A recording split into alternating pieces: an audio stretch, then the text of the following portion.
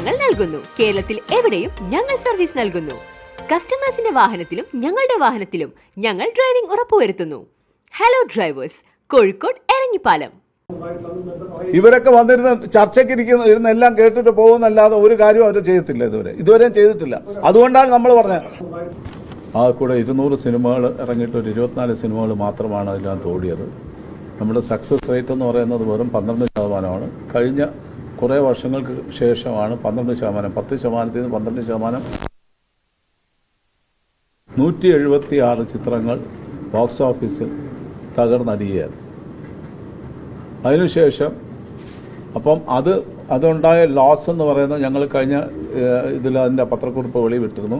700 കോടി രൂപ, 650-നും 700 കോടി രൂപയ്ക്കും ഇടയിലാണ് നമുക്ക് നഷ്ടം ഉണ്ടായിരിക്കുന്നത് ഇൻഡസ്ട്രി. പല പ്രൊഡ്യൂസർമാരും ഇവിടുന്ന് നാട് വിട്ടു പോകേണ്ട ഗതികേടിലാണ് ഉണ്ടായിട്ടിരിക്കുന്നത്. പുതുതായിട്ട് ഇപ്പോൾ നമ്മൾ ഈ മാസം ഞങ്ങൾ മാസാമാസം ഇതിൻ്റെ കണക്കുകൾ എടുത്തു തുടങ്ങി. ഇപ്പോൾ ഈ ജാനുവരിയിലെ കണക്ക് പ്രകാരം തുടങ്ങിയ 28 ചിത്രങ്ങളിൽ ഒരു ചിത്രം മാത്രമാണ് അതിൽ സക്സസ് ആയത് സാമ്പത്തികമായിട്ട്. ബാക്കി 2 ചിത്രങ്ങൾ ഇപ്പം ഇറങ്ങിയ തരക്കേടില്ലാതെ പോകുന്ന അതിൻ്റെ കണക്കുകളൊക്കെ അടുത്ത മാസം കിട്ടത്തുള്ളൂ. അപ്പോൾ ഈ കഴിഞ്ഞ മാസത്തെ നമ്മുടെ നഷ്ടം എന്ന്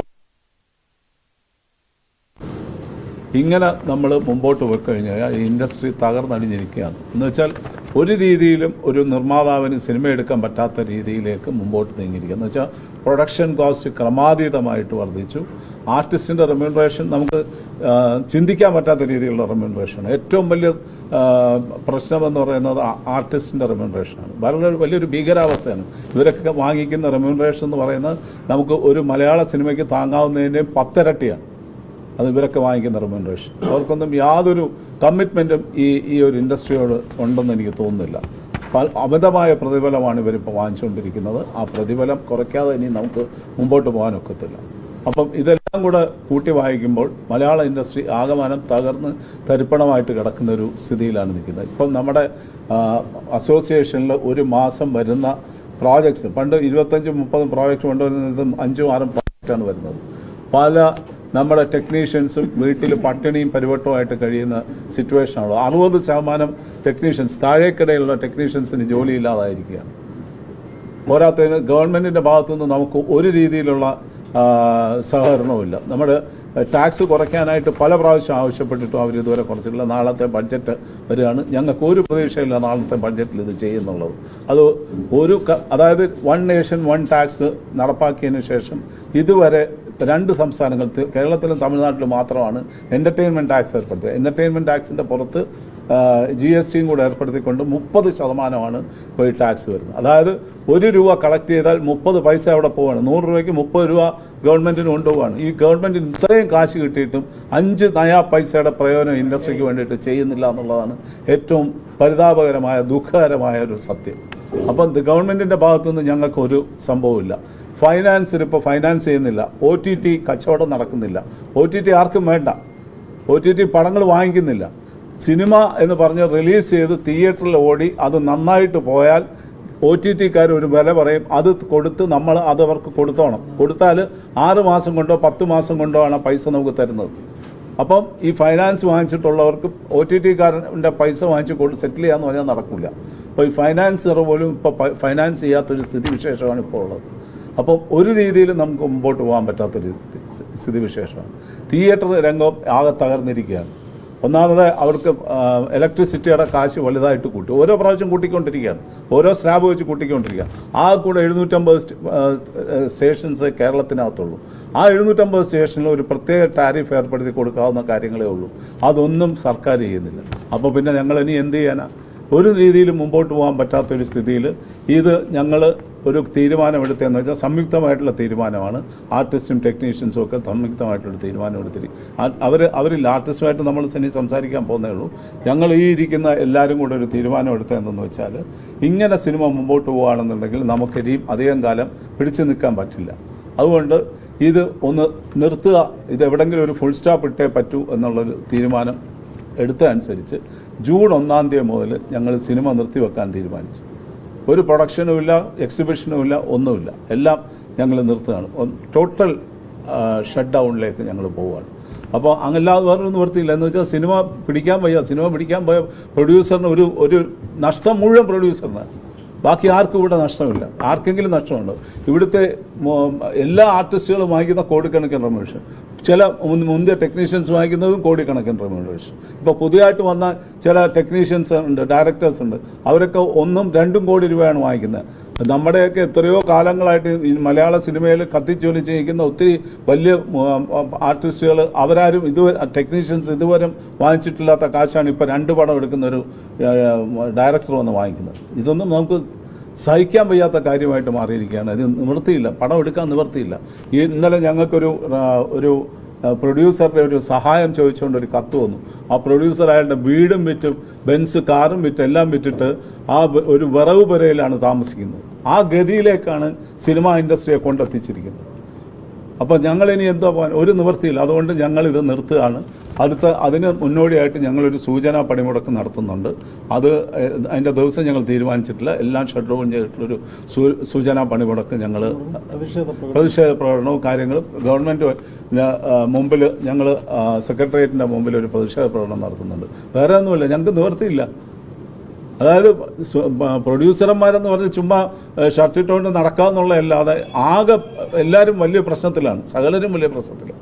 അപ്പം ഇത് സർക്കാരെങ്കിലും മനസ്സിലാക്കി ഞങ്ങൾക്ക് എന്തെങ്കിലും ചെയ്തു തരുന്നത് ചെയ്തു തരട്ടെ. ഇല്ലെങ്കിൽ ഞങ്ങൾ ഇത് ഇവിടെ അവസാനിപ്പിക്കുകയാണ്, ഇവിടെ വെച്ച് നിർത്തുകയാണ്. ജൂൺ 1 മുതൽ ഞങ്ങൾ ഇനിയും ഒരു സിനിമ എടുക്കാനായിട്ട്, ഇപ്പം എല്ലാവരും സിനിമ എടുക്കാണ്, താരങ്ങളുമൊക്കെ സിനിമ എടുക്കാണ്. അവർ എല്ലാവരും സിനിമ എടുത്താണ് ഈ രീതിയിലേക്ക് ഇൻഡസ്ട്രി എത്തിച്ചത്. ഒരു രീതിയിൽ മുമ്പോട്ട് പോകാൻ പറ്റാത്തതുകൊണ്ട് ഞങ്ങൾ ജൂൺ 1 തീയതി മുതൽ ഒരു ഷട്ട് ഡൗണിലേക്ക് പോവുകയാണ്. ഇത് അറിയിക്കാനാണ് നമ്മൾ ഈ ഒരു പത്രസമ്മേളനം. ഏതാ? ആ അതെ, അതേത് രേഖാചിത്രം.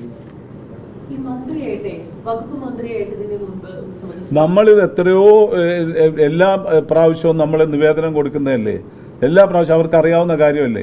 30% ടാക്സ് കൊണ്ട് എവിടെങ്കിലും ഒരു ഇൻഡസ്ട്രി സർവൈവ് ചെയ്ത് പോവുമോ? ഒരു ഇൻഡസ്ട്രി സർവൈവ് ചെയ്ത് പോകില്ല. അത് കൊടുത്താലും സർക്കാർ തികച്ചും അവഗണനയാണ് നമ്മളോട്. അതൊരു വലിയ സങ്കടമുള്ള കാര്യമാണ്. എന്തായാലും ഞങ്ങൾ മുഖ്യമന്ത്രി മന്ത്രിമാരെ ഒന്നും കൂടെ കാണുന്നുണ്ട്. അവരുടെ അടുത്ത് കാര്യങ്ങൾ പറഞ്ഞില്ല. അവർ ഇതിൻ്റെ ഇടയിൽ ഇതൊന്നും ചെയ്തു തന്നില്ല. ഞങ്ങൾക്ക് പൂട്ടിയിടാതെ വേറെ നിവൃത്തിയില്ല. അതെ, ഏത് താരങ്ങളുമായിട്ടോ ഇതുവരെ ആശയവിനിമയം നമ്മൾ നടത്തിയിട്ടില്ല. എന്ന് വെച്ചാൽ താരസംഘടനയിൽ ഇപ്പോൾ അവിടെ ആരുമില്ലല്ലോ, ഭാരവാഹികളൊന്നും ഇല്ലല്ലോ, സംസാരിക്കാൻ ആരുമില്ലല്ലോ. ഏത് ഇതിനു മുമ്പ് സംസാരിച്ച് ഇതെന്തെന്നറിയോ, നമ്മൾ അവരുമായിട്ടിരിക്കുക, അവർ സംസാരിച്ചെല്ലാം ശരിയാക്കാന്നൊക്കെ പറഞ്ഞിട്ട് പോവും. പിന്നെ അവരുടെ തോന്നിവാസമാണ് കാണിക്കുന്നത്.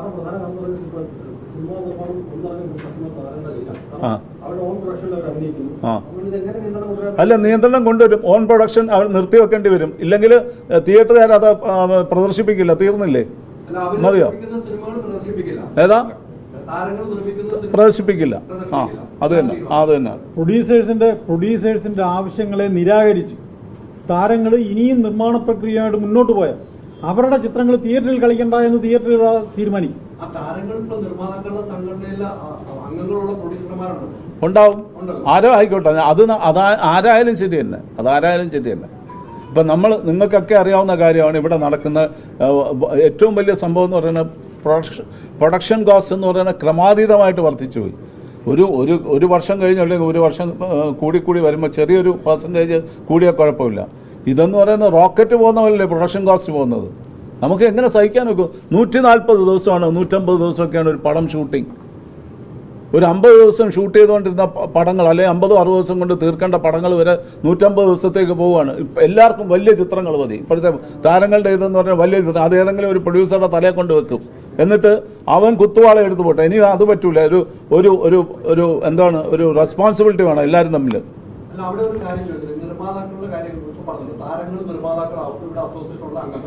അവരുടെ സിനിമയിൽ അഭിനയിക്കാൻ താരങ്ങൾ തയ്യാറാകുന്നു. അങ്ങനെ അഭിനയിക്കുമ്പോൾ അവരല്ലോ കുറ്റക്കാർ. അത് കൊടുക്കാൻ പോകുന്ന പ്രൊഡ്യൂസർ അസോസിയേഷനുള്ള ആ താരങ്ങൾ എന്ന് പറയുന്ന പ്രൊഡ്യൂസർമാരുണ്ടല്ലോ, അവർക്കെതിരെ നിങ്ങൾ ആദ്യം നടപടിയെടുക്കണം. ഏത് പ്രൊഡ്യൂസർ? താരങ്ങളായ പ്രൊഡ്യൂസർമാരുടെ അസോസിയേഷൻ. അല്ലല്ല, വരട്ടെ. അതല്ലേ ഞങ്ങൾ ആരാണെങ്കിൽ ആരുടെ അടുത്ത് നടപടി എടുക്കുന്നതിന് ഞങ്ങൾ മോഹൻ നോക്കാതെ നടപടി എടുക്കുക യാതൊരു സംശയമില്ല, അത് നോക്കണ്ട.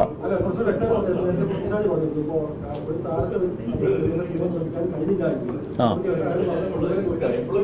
ഒരു മിനിറ്റ്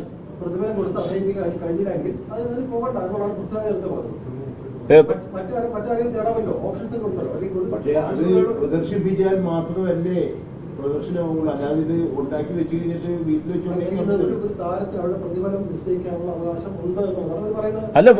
അല്ലല്ല ഞാൻ ചോദിച്ചു, ഒരു ന്യായമായുള്ള ഒരു ഹൈക്കൊക്കെ നമ്മളൊക്കെ സമ്മതിക്കാം. ഈ കോവിഡിന് മുമ്പ് ഒരു രീതി ഉണ്ടായിരുന്നു, പ്രൊഡക്ഷൻ കോസ്റ്റ് ഇത്ര അല്ലെങ്കിൽ അവർ വാങ്ങിച്ചുകൊണ്ടിരുന്ന, അതിലേക്ക് അവർ പോട്ടെ. ഈ OTT എന്ന് പറഞ്ഞൊരു സാധനം കിട്ടിക്കഴിഞ്ഞാൽ അതിന്റെ ഫുൾ കാശ് ഇവരെ വാങ്ങിച്ചുകൊണ്ട് പോകില്ലായിരുന്നു.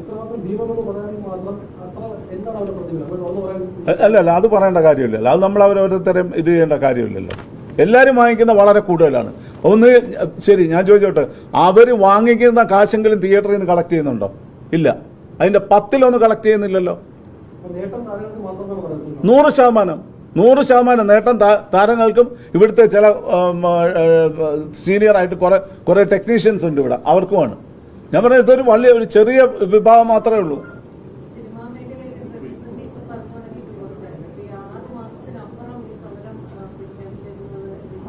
അല്ലല്ല, ബാക്കി 6 മാസമല്ല 4 മാസമേ ഉള്ളൂ. അതായത് വേറെ ഒന്നുമല്ല, ഇപ്പം കുറച്ച് പടങ്ങൾ നടന്നുകൊണ്ടിരിക്കുകയാണ്. ഇവര് തുടങ്ങിക്കഴിഞ്ഞിട്ട് അവരെ പിടിച്ചു നിർത്താനൊക്കില്ല. നഷ്ടം വരുന്ന ഒരു പ്രൊഡ്യൂസറിനല്ലേ, അതുകൊണ്ടാണ് നമ്മളൊരു സമയം എടുത്ത് അതിൻ്റെ ഇടയിൽ ഇവരെല്ലാവരും വരട്ടെ, സംസാരിക്കാം. ഇല്ലെങ്കിൽ ഞങ്ങൾ നിർത്തും, എല്ലാവരും കുറച്ചില്ലെങ്കിൽ ഞങ്ങൾ നിർത്തും, അത് യാതൊരു സംശയമില്ല. തീർച്ചയായിട്ടും 1.5 പടം ചെയ്ത ആള് ഒരു പടം ഹിറ്റായി കഴിഞ്ഞാൽ രണ്ടാമത്തെ പടത്തിന് ചോദിക്കുന്ന 1 കോടി രൂപ 1.5 കോടി രൂപയാണ്.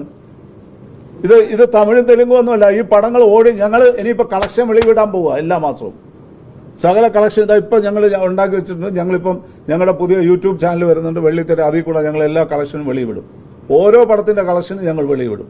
ഇവരൊക്കെ പറയുന്നത് 100 കോടി ഒരു പടം കാണിച്ചു തരട്ടെ, വെല്ലുവിളിക്കാൻ ഞാൻ ഇവിടുത്തെ ആർട്ടിസ്റ്റിന് 100 കോടി രൂപ ഷെയർ വന്ന പടം ഞങ്ങൾ ഷെയറാ കൂട്ടുന്നത്, അല്ലാതെ ഈ ലോകത്തുള്ള കോസ്റ്റ് ഒന്നും അല്ല കൂട്ടുന്നത്. ഷെയർ വന്ന 100 കോടി ക്ലബിൽ വന്ന ഒരു പടം പറയട്ടെ.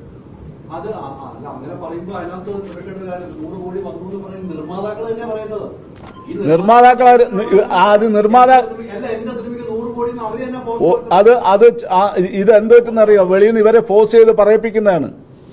ഇത് 100 കോടി വന്നെന്ന് പറഞ്ഞാല് അടുത്ത ഈ താരങ്ങൾ, അത് തന്നെയാണ് താരങ്ങൾ പറയിപ്പിക്കുന്നതാണ് 100%. അല്ല ഇവിടെ ഒരു പ്രൊഡ്യൂസർ ആവശ്യപ്പെടില്ല, അവനറിയാം അവന്റെ ഗതികേട് എന്താണെന്നുള്ളത്. ഒരു 100 കോടി രൂപ ഗ്രോസ് കളക്ഷൻ വന്നു കഴിഞ്ഞാൽ അതിന്റെ നിർമ്മാതാവിന് കിട്ടുന്ന എമൗണ്ട് എന്ന് പറഞ്ഞാൽ വെറും 27 കോടി രൂപ മാത്രം. അത്രേ ഉള്ളൂ. പിന്നെ സർക്കാരിന് 30 കോടി രൂപ കിട്ടും. നിർമ്മാതാവിന് കിട്ടുന്നതിനെക്കാട്ടിലും കൂടുതൽ കാശ് സർക്കാരിന് കിട്ടും. 100 കോടി ഷെയർ വന്നിട്ടില്ല, 100 കോടി ഗ്രോസ് വന്നാലാണ് ഈ പറയുന്ന ഈ കളക്ഷനാണ് വരുന്നത്. അങ്ങനെയുള്ള പടം ഉണ്ടായിട്ടില്ല 100 കോടി. ഇവരൊക്കെ വന്നിരുന്ന ചർച്ചയ്ക്ക് ഇരുന്ന് എല്ലാം കേട്ടിട്ട് പോകുന്നല്ലാതെ ഒരു കാര്യവും അവർ ചെയ്യത്തില്ല, ഇതുവരെയും ചെയ്തിട്ടില്ല. അതുകൊണ്ടാണ് നമ്മൾ പറഞ്ഞത്, നമ്മൾ ഇനിയും ആക്ഷനിലേ ഉള്ളൂ. നമ്മൾ ഇനി അങ്ങോട്ട് കാര്യങ്ങൾ അല്ലല്ല, താഴെ സംഘടന വരട്ടെ, സംസാരിക്കുന്നത് ഞങ്ങൾ സംസാരിക്കാം, അതിന് പ്രശ്നമൊന്നുമില്ല. എപ്പോഴും ഞങ്ങൾ ഓപ്പൺ ആണ് സംസാരിക്കുന്ന കാര്യത്തിൽ.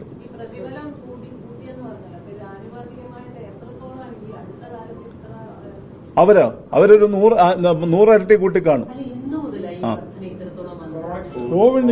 കോവിഡിന് ശേഷം ഈ OTT ഒക്കെ വന്നില്ലേ, OTT വന്നപ്പോൾ ഇവർ കിട്ടുന്നത് മുഴുവൻ അവർക്ക് കിട്ടിക്കോട്ടെന്ന്, പ്രൊഡ്യൂസറിനൊന്നും കിട്ടണ്ട. ഇതിൽ കുത്തുപാള എടുത്ത് നഷ്ടം വന്നാൽ പ്രൊഡ്യൂസറിനല്ലാതെ ആർക്കാണ് നഷ്ടം? ഇവരാരെങ്കിലും നഷ്ടം സഹിക്കുമോ? ഇല്ലല്ലോ. അവരുടെ പടം അവരെടുത്താൽ തന്നെ അവരുടെ റെമ്യൂണറേഷൻ പോകുന്നല്ലേ ഉള്ളൂ, വേറെ ഒന്നും പോകില്ലല്ലോ അവർക്ക്. എന്തിനാ അത് വേണ്ട, അല്ലല്ല, അതിന്റെ ആവശ്യമില്ല. അല്ല, അത് ആ ക്വസ്റ്റ്യൻ അങ്ങ് വിട്ടേര്. അവരുടെ ഒന്നും റെമ്യൂണറേഷൻ ഞങ്ങൾ വെളിയിൽ പറയാനിപ്പോ ഉദ്ദേശമില്ല. അല്ല, അങ്ങനെ പറയേണ്ടി വന്നാൽ ഞങ്ങൾ പറയും. അല്ല, പറയുകയും ചെയ്യും. അവരുടെ ഓരോരുത്തരുടെ പടത്തിന്റെ കളക്ഷൻ ഞങ്ങൾ വെളിവിടുകയും ചെയ്യും. അതിപ്പോ ഓരോ കളക്ഷൻ എല്ലാവരും അറിയട്ടെ, ജനങ്ങൾ അറിയട്ടെ, ഇവർ ഇത്രയും രൂപ വാങ്ങിച്ചിട്ട് ഇത്രയാണ് കളക്ഷൻ അറിയട്ടെ. ലോകത്തെവിടെയായാലും ഏത് സമയത്തും ഈവനിംഗ് കേരള വാർത്തകളും മറ്റു അറിയിപ്പുകളും അറിയാൻ ഞങ്ങളുടെ യൂട്യൂബ് ചാനൽ സബ്സ്ക്രൈബ് ചെയ്യുക.